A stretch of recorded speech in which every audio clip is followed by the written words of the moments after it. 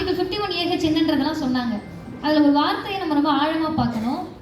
It is the duty of every citizen of India to develop scientific temper, humanism, spirit of inquiry and reform. ஆனால் பல பேர் இங்கே என்ன நினச்சிக்கிறாங்கன்னா, அறிவியலை வளர்ப்பது தான் நம்மளுடைய கடமைன்னு இந்தியன் கான்ஸ்டியூஷன் சொல்லியிருக்கேன். இல்லை, அறிவியல் வேறு, அறிவியல் மனப்பான்மை வேறு.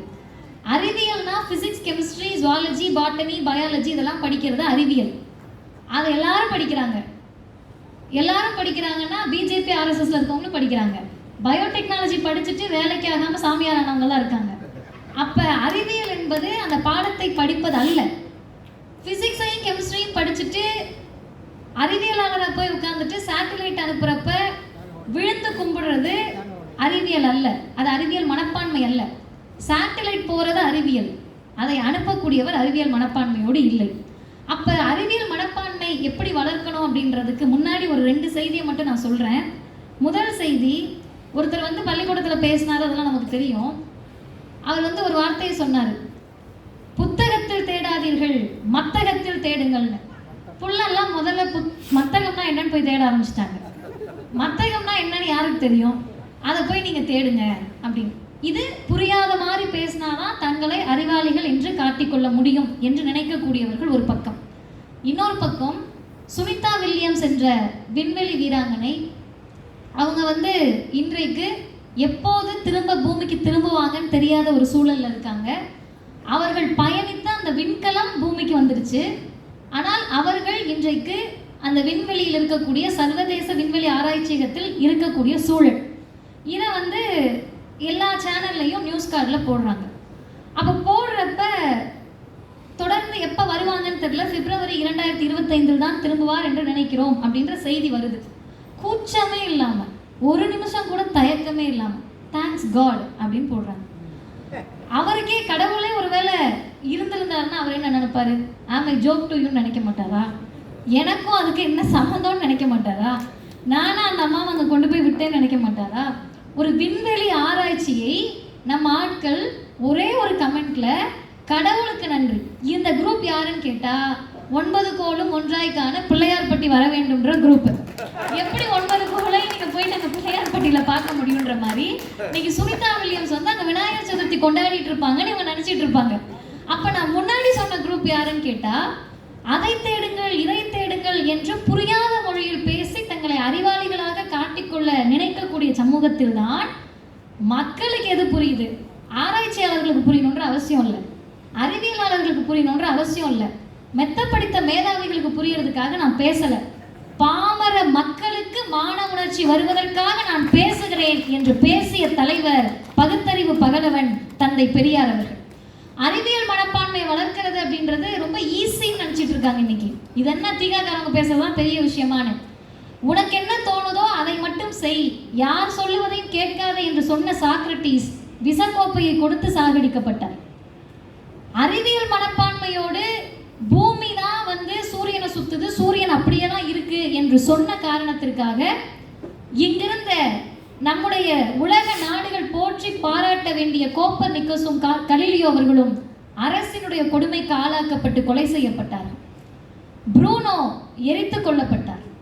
இவங்கெல்லாம் சாகடிக்கப்பட்ட உலகத்தில் நரேந்திர தொபால்கர், கல்புர்கி, கௌரி லங்கேஷ் இவர்களையெல்லாம் சாகடித்த ஆர்எஸ்எஸ்ஸின் கிளையமைப்பான சனாதன் சன்ஸ்தா இருக்கக்கூடிய இந்த மண்ணில் தான் சாகின்ற 95 வயது வரை அறிவியல் மனப்பான்மையை பரப்பியது மட்டுமல்லாமல் கடவுள் இல்லை, கடவுள் இல்லை, கடவுள் இல்லவே இல்லை என்று சொல்லி வாழ்ந்த தலைவர் தந்தை பெரியார். அப்ப இவங்களெல்லாம் கொன்றவர்களும் பெரியாரை கொலை செய்வது பெரிய காரியமா? பெரியாருக்கு அச்சுறுத்தல் வந்திருக்காதா? ஐயா அதை ரொம்ப ஸ்ட்ராங்கா சொல்றாரு. புத்தரை இன்னைக்கு மகாவிஷ்ணுவோட அவதாரம்னு சொல்லிட்டாங்க. சமணர்களை கழுவேற்றி கொன்று விட்டது இந்த பார்ப்பனியம். சீர்திருத்தம் பேச வந்த எல்லாரையும் இவர்கள் காவு வாங்கிட்டாங்க, கொலை பண்ணிட்டாங்க. என்னை மட்டும் ஏன் விட்டு வைத்திருக்கிறார்கள் என்று நீங்கள் நினைக்கலாம். ஐயாவே சொல்லிட்டு பதில் சொல்றாரு, என்னை இவர்கள் விட்டு வைத்திருக்கிறார்கள் என்று சொன்னால் ஒரே காரணம்தான், நம்முடைய எதிரி யார் என்பதை நான் அடையாளப்படுத்தி இருக்கிறேன். பார்ப்பனர்களும் பார்ப்பனியமும் எதிரி. என்னை ஏதாவது பண்ணிட்டேன்னா எங்க ஆளுங்க உன்னை விட்டுருவாங்களா என்ற கேள்வி அது. அந்த கேள்வியை கேட்கிற போதுதான் அறிவியல் மனப்பான்மை ஆர்டிகல் 51AHல முதல் விஷயம். ரெண்டாவது விஷயம் முக்கியமானது, அறிவியல் மனப்பான்மை மட்டும் ஐயா இங்க வளர்க்கல. அறிவியலை ஐயா பேசியதற்கு முதல் காரணமும் கடைசி காரணமும் மனிதநேயத்தை வளர்ப்பதற்காக மட்டுமே பகுத்தறிவை பெரியார் பேசினார். ஹியூமனிசம் ரொம்ப அடிப்படையான விஷயம். ஹியூமனிசம் நம்ம எல்லாருமே ஹியூமன், அதுல மாற்று கருத்தே இல்லை. ஆனால் எல்லாரும் ஹியூமனிசத்தோடு ஹியூமனிட்டியோடு நடந்துக்கிறோமானா கேள்விக்குறி. எல்லாரையும் சேர்த்தே நான் சொல்லுகிறேன். அந்த சமூகத்தில் பெரியார் பெருசாலாம் படிக்கல, ஒரே வார்த்தை கேட்கிறாரு, மனிதனுக்கு மனிதன் தொடக்கூடாது, கண்ணில் படக்கூடாது, தெருவில் நடக்கக்கூடாது, குளத்தில் நீர் எடுக்கக்கூடாது, கோவிலுக்குள்ள வரக்கூடாது, எல்லாத்தையும் சொல்லிட்டாரு. இது எல்லாம் இவை போன்ற கொள்கைகள் தாண்டவமாடும் ஒரு நாட்டை பூகம்பத்தால் அழிக்காமலோ, எரிமலையின் நெருப்பு குழம்பால் எரிக்காமலோ, சண்ட மாறுதத்தால் அழிக்காமலோ, சமுத்திரம் பொங்கி மூழ்க செய்யாமலோ இருந்த பிறகும் கூட கடவுள் ஒருவர் இருக்கிறார் என்றும், அவர் நீதிமான் என்றும், அவர் சர்வ தயாபரர் என்றும் யாராவது சொன்னால் அதை ஏற்றுக்கொள்ள முடியுமா என்பதை நீங்களே முடிவு செய்து கொள்ளுங்கள் என்று மனிதநேயத்தை பேசிய தலைவர் தந்தை பெரியார். அந்த விஷயத்தை ரொம்ப ஆழமா யோசிங்க. மனுஷனுக்கு மனுஷன் தொடக்கூடாது, பார்க்கக்கூடாது, குளத்துல தண்ணீர் எடுக்கக்கூடாது, கோவிலுக்குள்ள வரக்கூடாது, அவனை நீ மனுஷனாவே மதிக்க மாட்ட. அப்படிப்பட்ட ஜாதிய சிந்தனை புறையோடிய ஒரு மண்ணில் உனக்கு கடவுள் ஒண்ணுதான் கேடா என்று பெரியார் கேள்வி கேட்கிறார். நாள்தோறும் பேசுறீங்கல்ல, கடைசியாக இனிவரும் உலகத்தை பற்றி எல்லாம் தோழர்கள் சொன்னார்கள். ஐயாவினுடைய இறுதி பேருரையை மீண்டும் மீண்டும் நாம் வாசிக்க வேண்டும்.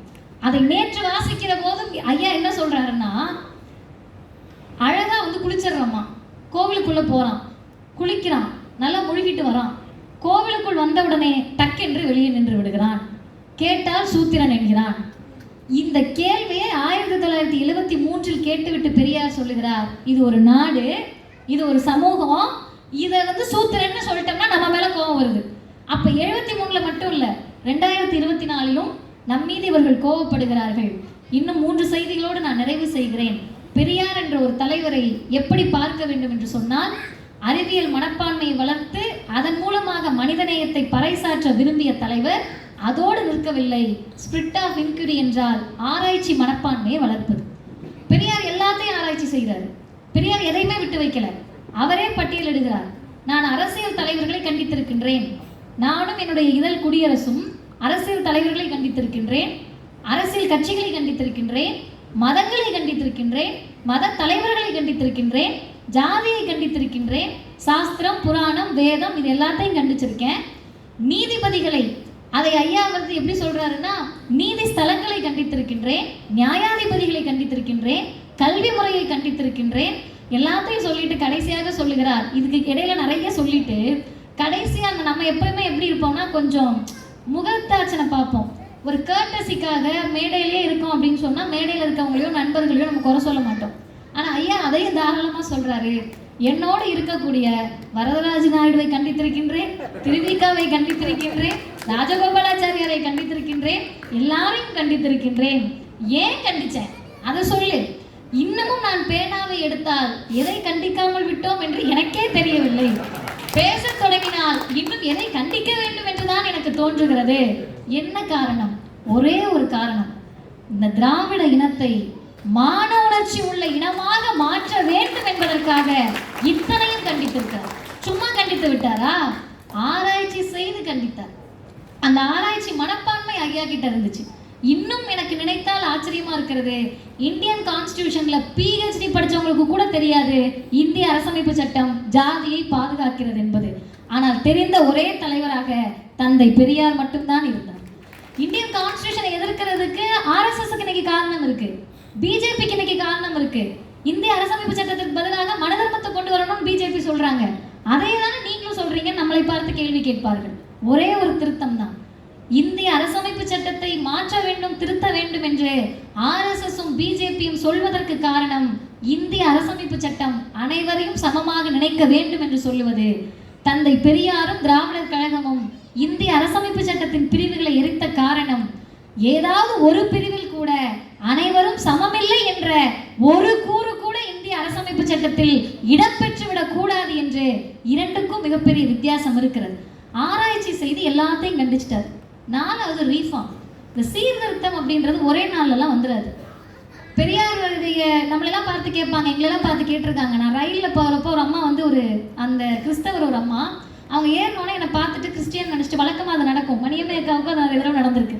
பேச ஆரம்பிக்கிறப்பயே அப்படி அம்மா இப்படி அம்மான்னு கேட்குறாங்க. 2 நிமிஷம் ஒரு 5 நிமிஷம் வரைக்கும் போகுது. திரும்ப இவங்க வந்து எப்படியோ என்னோட ஃபோனில் இருக்கிற பின்னாடி கவரே எதை பார்த்து கண்டுபிடிச்சிட்டாங்க. ரொம்ப சராமரியாக திட்டினாங்க, அதெல்லாம் வேண்டாம் இப்போ நமக்கு. அதெல்லாம் திட்டி முடிச்ச பிறகு நான் அவங்க கிட்ட சொன்னேன், என்னம்மா பிரச்சனைன்னு கேட்டால், அவங்க புதுச்சேரியில் அவங்க சொந்தக்காரங்க இருக்காங்களாம். அவனும் இப்படித்தான், பிள்ளைக்கு ஒரு நல்லது நடக்கிறதுல கெட்டது நடக்கிறதுல என்னதான் பண்ணுவீங்க நீங்களாம், ஏதோ வாழ்றதுக்கே தகுதியற்றவர்கள் போல நம்மை பார்த்து என்னதான் பண்ணுவீங்கன்னு கேட்டாங்க. அந்த என்னதான் பண்ணுவீங்கன்ற ஒரு கேள்வி இருக்குல்ல, அந்த ஆல்டர்னேட்டிவ் கல்ச்சரை பெரியார் கொடுத்திருக்கிறார். என்ன நம்மளால செய்ய முடியாது? பெயர் வைப்பதில் ஜாதி இருந்தது, பெயர் வைப்பதில் மதம் இருக்கிறது, பெயர் வைப்பதில் வேற்றுமை இருக்கிறது, பெயர் வைப்பதில் பாலின வேற்றுமை இருக்கிறது. பெரியார் கிட்ட குழந்தை பெயர் கொடுத்தா கியூபான் பேர் வைக்கிறாரு, மாஸ்கோன்னு வைக்கிறாரு, ரஷ்யான்னு வைக்கிறாரு. என்னங்க எப்படி வைக்கிறேன்னு கேட்டா, நீ சிதம்பரம் பழனி திருப்பதிலாம் வைக்கிறார்ல, நான் ரஷ்யா கியூபான்லாம் வைக்கக்கூடாதான்னு கேட்கிறாருல்ல. அந்த சீர்திருத்தத்தின் விளைவுதான் இன்றைக்கு மதிவதனையும் பகுத்தறிவு சுயமரியாதை தொண்டரமாக இந்த இடங்களில் நாங்கள் அமர்ந்திருக்கிறோம். 2வது, இந்த கல்யாணம் அப்படின்னு சொன்னாலே பார்ப்பனரை கூப்பிட்டு தான் கொண்டாடணும் என்று இருந்தது என்பது, பார்ப்பனரை கூப்பிட்டு அவர் ஐயர் வந்து தாலி எடுத்து கொடுத்தாதான் அது கல்யாணம் என்று நினைத்தது 3 வகையில் தமிழினத்திற்கு கேடு. 1 வர்ணாசிரமம் ஜாதி, 2வது பெண்ணடிமை, 3வது அறிவியல் உணர்ச்சிக்கு அது எதிரானது. இது 3ஐயும் சேர்த்து ஒரே அடியாக அடிக்கிறார் சுயமரியாதை திருமணம் என்று சுயமரியாதை திருமண முறையை பெரியார் அறிமுகப்படுத்துகிறார். சரி, பிறக்கிறோம், அதுக்கு பிறகு இது பண்றோம் எல்லாம் சரி, செத்து போனா என்ன பண்ணுவீங்க என்ற கேள்வி இருக்குல்ல. செத்து போனா அதோட விட்டுருவோம், அதுக்கடுத்து எங்க அப்பா வருவாரு, எங்க அம்மா வருவாரு, இப்படி வருவாங்க அப்படி வருவாங்க, நம்ப மாட்டோம் என்று சொல்லுவது எவ்வளவு பெரிய புரட்சி தெரியுமா? அதுக்கு துணிச்சல் வேணும். கருப்பு சட்டையை போடுவதற்கோ, அறிவியலை பேசுவதற்கோ, பகுத்தறிவை பேசுவதற்கோ, பெரியாரை பேசுவதற்கோ வெறும் வாயும் கையும் இருந்தா பத்தாது. அதையெல்லாம் தாண்டி மிகப்பெரிய துணிச்சலும் உறுதியும் இருப்பவர்கள் மட்டுமே பெரியாரியத்தை பேச முடியும். என்னுடைய தந்தை இறந்த போது எனக்கு வயது 15. ஒருவேளை நான் சாமி கும்பிட்ற பிள்ளையா இருந்தா, என்னைக்காவது ஒரு நாள் எங்க அப்பாவோட ஆன்மா எங்கேயோ சுத்திக்கிட்டு இருக்கு, அன்னைக்கு வந்துருவாரு இன்னைக்கு வந்துருவாரு என்ற நம்பிக்கையோடு சுத்திட்டு இருந்திருப்பேன். 16வது நாள் காரியம் நடந்திருக்கும், திதி கொடுத்திருப்போம், 30வது நாள் காரியம் நடந்திருக்கும், வருஷம் வருஷம் எங்க அப்பா வந்துருவாருன்ற நம்பிக்கையில பார்ப்பனர்களுக்கு கொட்டி அழுதிருப்போம். ஆனால் பெரியார் என்ற தலைவர் கொடுத்த தைரியம் என்ன தெரியுமா? இறந்தவர்கள் மீண்டும் வரமாட்டார்கள், இறந்தவர்களை வாழ வைக்க முடியும் என்றால் உடற்கொடை கொடுங்கள் என்று சொல்லி மனிதநேயத்தை பேசிய இயக்கம் திராவிடர் கழகமும் தலைவர் தந்தை பெரியாரும். அப்படிப்பட்ட துணிச்சலோடு அறிவியல் மனப்பான்மையை வளர்த்து, மனிதநேயத்தை வளர்த்து, ஆராய்ச்சி மனப்பான்மையை வளர்த்து, அதன் மூலமாக சீர்திருத்தமாக கொடுத்த தலைவர் பெரியார் என்பவர். அறிவியல்ல 2 தியரி இருக்கும், பிராக்டிக்கல் இருக்கும். தியரி அப்படின்றது எல்லாரும் படிச்சிடலாம், யாருனாலும் படிச்சிடலாம், 100க்கு 100 யாருனாலும் வாங்கிடலாம். பிராக்டிக்கலாக அதை நடைமுறைப்படுத்துறதுக்கு பகுத்தறிவு வேணும். பெரியார் பிராக்டிக்கலாக வாழ்ந்தார், டெமான்ஸ்ட்ரேஷனாக வாழ்ந்தார். டெமான்ஸ்ட்ரேஷனாக நம்மளை வாழ சொல்லலை, அவரே ஒரு டெமான்ஸ்ட்ரேஷனாக வாழ்ந்த தலைவர் தந்தை பெரியார். பிள்ளையார் எடுக்கிறாரு, முழு முதல் கடவுளா? பிள்ளையார் சொல்லி போட்டு தான் தொடங்குவியா? இவர் ஏதாவது பண்ணவே முடியாதா? அவ்வளோ பெரிய ஆளா? போட்டு ஓட முடிஞ்சது டெமான்ஸ்ட்ரேஷன். இந்த டெமான்ஸ்ட்ரேஷனை கொடுப்பதற்கு பெரியார் ஒருவர் தான் இந்தியாவில் இருந்தார் என்பதை நாம் புரிந்து கொள்ள வேண்டும். அவரும் டெமான்ஸ்ட்ரேஷனாக வாழ்ந்தார். 95 வயது, மூத்திர சட்டியை தூக்கிக்கிட்டு ஐயா வராரு. டியூப்ல சொட்டு சொட்டாக நீர் போகிறது. எல்லாம் என்ன சொல்லியிருப்பாங்க? கடவுள் இல்லைன்னு பேசினேன், அதனால தான் நம்ம நிலைமை இப்படி ஆயிடுச்சு என்று பேசியிருப்பாரு. ஹெர்னியா நோய், குடல் இருக்கும், கடவுள் இல்லைன்னு சொன்னேன், அதனால தானே இப்படி போயிட்டேன். இப்போ ஒன்று வேண்டாம், நாமளே செத்துனோம், நானே செத்துனேன்னு என்ன சொல்லுவாங்க? எத்தனை பேச்சு பேசினா அல்பாயுஸ்ல போயிட்டேன்னு. ஆனால் பெரியார் அதற்கும் டெமான்ஸ்ட்ரேஷனாக வாழ்ந்தார். கடவுள் இல்லை என்பதோடு நிறுத்தவில்லை, அடுத்து கடவுள் இல்லை என்பதோடு நிறுத்தவில்லை, இல்லவே இல்லை என்று கன்ஃபெஷன் ஸ்டேட்மெண்ட்டை கொடுத்து 95 வயது வரை வாழ்வியல் முறையாக வாழ்ந்து காட்டிய தலைவர் தந்தை பெரியார். அந்த வகையிலே இன்றைக்கு சிங்கப்பூரில் பெரியாருடைய பிறந்த நாளை தமிழர் தலைவர் ஆசிரியர் அவர்கள் கொண்டாடி கொண்டிருக்கிறார்கள். அது நமக்கு சொல்லக்கூடிய செய்தி ஒன்றே ஒன்றுதான். தமிழ்நாட்டை கடந்துட்டா மகாவிஷ்ணுக்கு ரோல் கிடையாது, தமிழ்நாட்டை கடந்துட்டா உங்கள் ஜாதிக்கு மதிப்பு கிடையாது, வட இந்தியாவை கடந்துட்டா உங்களுடைய மதத்திற்கும் இந்து ராஜ்யத்துக்கும் ரோல் கிடையாது. அமெரிக்காலையும் ரஷ்யாலையும் ஜெர்மனிலையும் போயிட்டு பிள்ளையார் பால் குடிக்கிறார், புத்தகத்துல தேடாத மத்தகத்துல தேடு என்று சொன்னால் நம்மை முட்டாளாக பார்ப்பது மட்டுமல்ல, மனப்பிறழ்ச்சி உள்ளவர்களாக தான் நம்மை பார்ப்பார்கள் என்பதை இந்த சமூகத்திற்கு நாம் சொல்ல வேண்டிய கடமை இருக்கிறது.